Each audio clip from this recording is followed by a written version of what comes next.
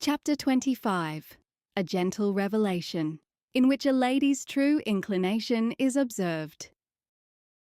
The Royal Court Theatre was already half full when they arrived 40 minutes before the scheduled start. The venue was impressive, 3 tiers of plush red seating facing a proper proscenium stage. Ornate gold mouldings framed the ceiling, and ushers were discreetly directing people to available sections. These seats look promising, Thea said, leading the way to a row in the back that still offered a good view of the stage. Not too close to be conspicuous, not too far to miss the expressions. Carrie nodded, wondering if Thea had somehow intuited her desire to observe without being observed.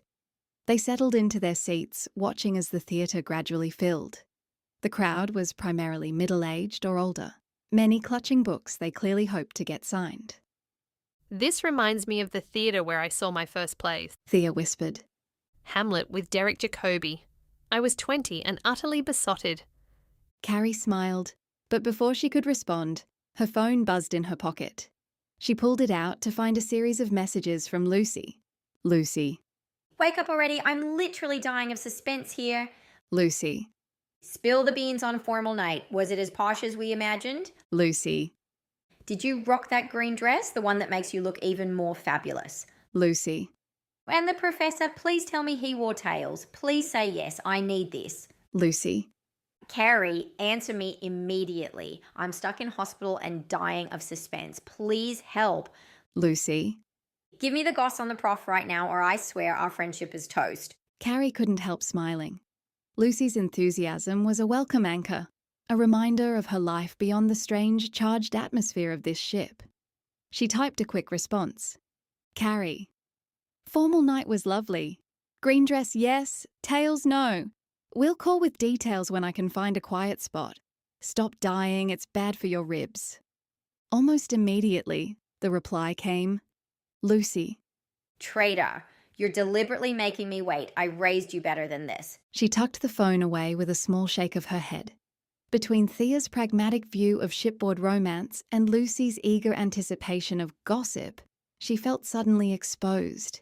Their outside perspectives, so different yet equally valid, made her aware of how her feelings might look from a distance.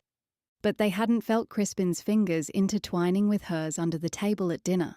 They hadn't seen the way his eyes crinkled at the corners when he laughed, genuinely surprised by his own amusement. They hadn't heard the soft catch in his breath when she'd kissed the hollow of his throat. These were the private truths that stood in defiance of any external judgment. Movement on stage caught her attention as staff adjusted microphones and checked water glasses. The theatre was almost full now, a buzz of anticipation filling the air. Beside her, Thea flipped through a festival program, studying the author biographies. Your historian has quite the impressive CV, She murmured. 6 books and a doctorate from Oxford. I wonder if he's as engaging in person as his biography suggests. Carrie thought of Crispin's animated explanation of ship navigation over breakfast on his balcony yesterday. The way his hands had sketched invisible diagrams in the air. His eyes alight with the pleasure of sharing knowledge. He can be, she said simply. The house lights dimmed and a hush fell over the audience. The panellists emerged from the wings. Alexander McCall-Smith in a light-coloured suit. Maeve Penhaligon in an elegant blue dress. A woman Carrie didn't recognise. And Crispin. Her stomach bottomed out for a foolish second at the sight of him. The tension she'd seen in him before was gone, replaced by an easy confidence in his posture and the hint of a smile playing on his lips. He wore what she was coming to think of as his public uniform. Tweed jacket, open-necked shirt, but with a new accessory. A vibrant purple pocket square that added a jaunty note to his scholarly appearance. Had that been in his wardrobe all along? Or had last night inspired a small rebellion in his dress code? Her photographer's eye automatically framed the shot, the warm stage lights creating hot spots on his forehead and cheekbones, casting the hollow of his throat into shadow.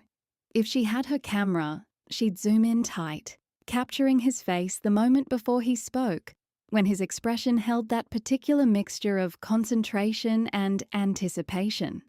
The moderator, a publishing industry figure whose name Carrie missed, introduced the panel and outlined the topic. Genre fiction, boundaries, expectations, and breaking the rules. We'll begin with a question for each of our distinguished authors. The moderator said. Dr. Shrike, as a writer of popular history, how do you balance authenticity with accessibility? In other words, how do you make the past come alive without overwhelming your readers with period details?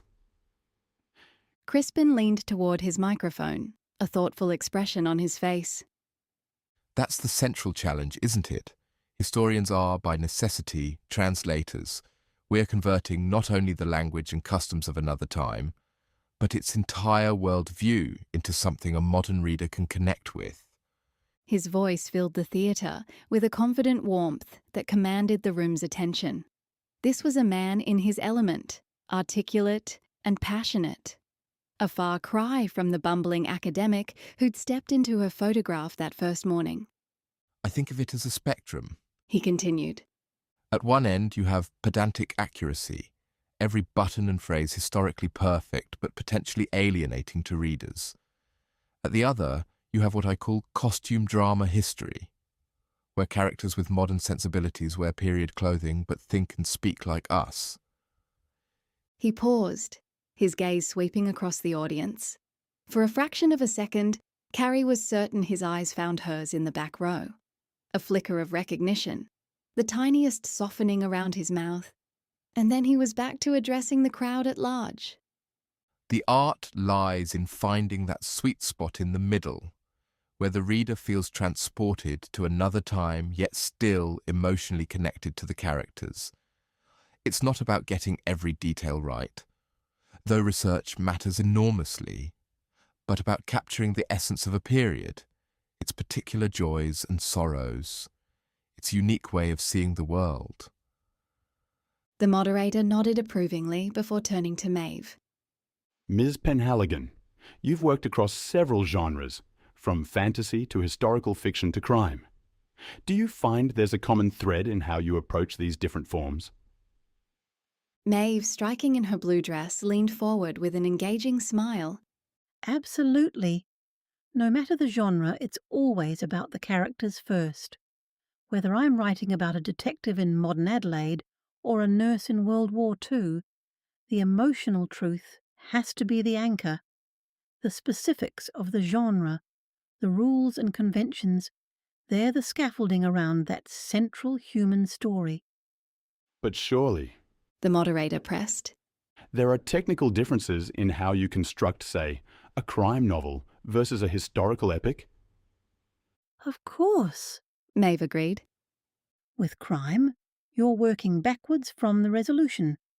Everything has to be meticulously plotted, every clue placed with precision. With historical fiction, you're working with a broader canvas, more room to explore and digress. But at the heart of both is that same question. What would this particular person, with their specific desires and fears, do in this situation? Alexander McCall Smith nodded vigorously beside her. When the moderator turned to him next, he spoke with that distinctive, gentle authority that had made him beloved worldwide. I rather think He said, his Scottish accent giving a musical lilt to his words.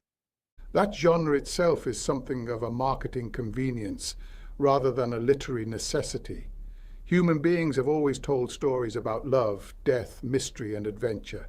The bookshops need to know where to place us on the shelves, but readers are far more Catholic in their tastes than the industry sometimes gives them credit for. The audience chuckled appreciatively, and Alexander smiled. What we call genre conventions are really promises to the reader. If you pick up one of my Botswana books, I promise you a certain kind of experience, one where decency ultimately prevails and human connections matter more than clever plot twists. Crispin's historical books promise intellectual engagement with the past. Maeve's thrillers promise a racing heart and surprises. These promises matter, but they're not straitjackets. The fourth panellist, whom Carrie now recognised as a best-selling science fiction writer, added, I think that's why we're seeing such exciting work at the boundaries between genres: historical mysteries, romantic thrillers, literary science fiction. Authors are keeping their promises to readers while borrowing tools from other traditions. The discussion flowed naturally between the four authors, each bringing a distinct perspective while clearly respecting the others. Crispin spoke about his research methods, Maeve about the discipline of writing across genres simultaneously, Alexander about the moral framework of fiction, and the science fiction author about the evolution of stars echoing character development. Carrie found herself particularly struck by an exchange midway through the session. I believe there's a fundamental optimism in storytelling. Alexander said, his expression thoughtful. Even in the darkest tale, the very act of shaping experience into narrative suggests meaning, and meaning offers hope. Crispin nodded. I agree, though I think historical fiction often walks a particular tightrope in that regard. We know how the larger story ends, the battles that were lost, the lives that were cut short. The challenge is finding the light within that predetermined darkness, the small victories that history doesn't always record. It's about bearing witness, Maeve added. acknowledging suffering while refusing to let it have the final word. As the discussion continued, she found herself studying the audience through her mental wide-angle lens. Middle-aged and older primarily, many with the intent expressions of aspiring writers. They hung on every word, particularly when the authors spoke with passion rather than mere expertise. When Crispin talked about the Duty to the ghosts of the past. Carrie heard an echo of his lecture, but with a new warmth and humanity that had been missing before. He'd changed, in some small but significant way. And perhaps she had played a part in that change. The thought sent a slow, blooming heat through her well-being. Pride, yes, but something deeper too, a sense of connection that transcended their physical intimacy. She had seen him, truly seen him, and he had seen her too. The questions from the audience began, and a woman in the front row raised her hand. Dr. Shrike, your portrayal of women in historical settings is remarkably nuanced. How do you approach writing female characters from periods when women's experiences were so constrained? Crispin nodded thoughtfully. That's an excellent question. The key is to recognize that while social and legal constraints were very real, women's inner lives were as rich and complex as they are today. He leaned forward slightly, warming to the topic. I try to listen to women's voices from the past through letters, diaries, court records. Even in societies where women were legally subordinate, you find these extraordinary individuals who navigated their constraints with remarkable creativity and courage. He paused, his expression growing more reflective. You know, I've approached this rather differently in my more recent work. The key is to honour both their circumstances and their humanity. We have the historical record, of course, but the record can be so dry. I confess, in the past I've believed that getting the buttons on the uniform correct was paramount. But that's not where the truth lies. His voice took on a new warmth, and Carrie found herself leaning forward. Jane Austen shows us more about a woman's constrained choices and complex inner life in a single chapter of Persuasion than a year in an archive ever could. She understood the battlefield was often the ballroom, and the weapons were wit, observation, and a well-judged silence. Maeve nodded enthusiastically. And what a plotter! She's the godmother of the slow burn romance, but also of the perfectly laid mystery, a master of misdirection. Every detail matters. Every conversation has layers. It's the very definition of show, don't tell. Alexander beamed, his face alight with pleasure. Precisely. And it is all done with such fundamental decency. Her characters, even the flawed ones, strive for goodness, for kindness. They navigate a world of small indignities and large heartbreaks with a moral compass that remains true. That, I think, is her enduring magic. Exactly. Crispin agreed. She teaches us to look more closely, to attend to the small moments that reveal character. I find my own approach to history has evolved in this direction. The drama isn't in the battles and proclamations, but in a glance across a crowded room, in the words not spoken. Carrie felt her chest tighten. He was talking about Austen, but he was also talking about them, about the transformation their connection had wrought in him. The man who'd lectured so dryly about naval history had discovered something else entirely, something warm and living that connected the past to the present. As the panel concluded, Thea turned to Carrie. That was fascinating. Your historian is quite impressive. Carrie didn't bother to correct her this time. He is, isn't he? I think I'll buy his latest book. The way he talked about the past making sense of the present was rather compelling. And that bit about Austen, he clearly understands her in a way few men do. They made their way out of the theatre with the crowd. In the lobby, tables had been set up for book signings. A line was already forming at each one. Are you going to wait to speak with him? Thea asked, with the faintest hint of knowing in her voice. No, Carrie said. He'll be busy for ages. And I should check on some things. Of course. Thea smiled. Well, I'm off to the library. Perhaps I'll see you at dinner. I'll be there, Carrie promised. As Thea departed, Carrie found herself lingering in the lobby, not quite ready to leave. She moved to a quiet corner with a view of the signing tables. If she had her camera, she'd compose the shot carefully. A wide angle, the adoring crowd as a soft-focus foreground, with Crispin, sharp and brilliant, at the center. And her, an unseen, out-of-focus figure at the edge of the frame, the supporting character in his story. Crispin was already seated, a stack of books beside him, smiling as he chatted with an elderly woman who appeared to be explaining something with great animation. He listened with genuine interest, his head tilted slightly to catch her words over the lobby's noise. When she finished speaking, he asked what looked like a thoughtful question, his expression attentive, genuinely concerned with her answer. The woman's face lit up, and she leaned in, speaking with renewed energy.